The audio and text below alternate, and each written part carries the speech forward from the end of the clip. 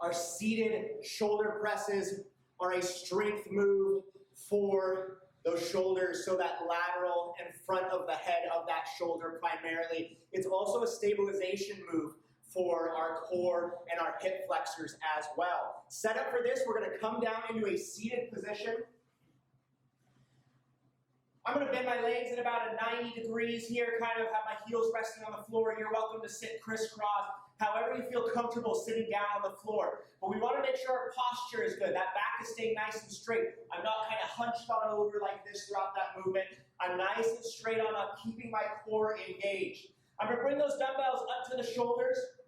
My palms are going to kind of be facing at a 45-degree angle. So they're not going to be straight on forward here, and they're not going to be facing each other. I'm going to kind of go in between. Your positioning for your hands on any sort of pressing motion overhead is going to depend on your range of motion in your shoulders. If you have a lot of impingement in your shoulders and you feel a lot more comfortable in a neutral grip with your palms facing each other, you can always go into that until you get kind of more of a range of motion and you can rotate those palms out slightly. For this one, I'm going to focus kind of on the in-between movement here. So palms are out at about a 45, kind of facing forward, but kind of facing a little bit of each other as well. Sit nice and tall. I'm going to press up and together at the top, and then I'm going to lower those weights on down to that starting position right about shoulder height, keeping my abs nice and tight throughout that movement. Most common mistakes made I see on this one are kind of hunched on over like this, pressing, also not getting full range of motion.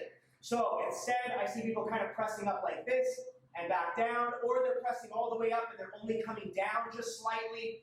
For almost all of our exercises that we do, we want to progress to full range of motion. We would rather go at a lighter weight and get full range of motion than go at a heavy weight and only get a partial range of motion.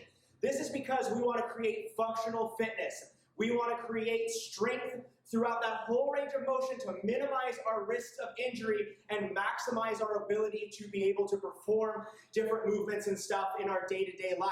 So if you can't get full range of motion here, come all the way back down to the shoulders, press all the way up and together at the top, strengthen up those muscles through that full range of motion so you do not have a weak point when you're out doing something outside of here, and you reduce your risk of injury on these. So all the way up and together, all the way down to the shoulders. Keep those abs nice and tight. The reason we're doing a seated position on this is we are eliminating the legs from this exercise. It's going to be a little bit tougher to do your seated on the ground shoulder presses than it's going to be to do your seated shoulder presses, to do your standing shoulder presses where we can have those legs take over.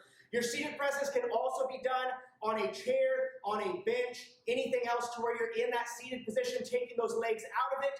Main thing on anything, whether it's a chair or a bench or a box or anything else though, is keeping your posture, abs nice and tight, sitting up nice and tall, keeping that core engaged throughout that movement.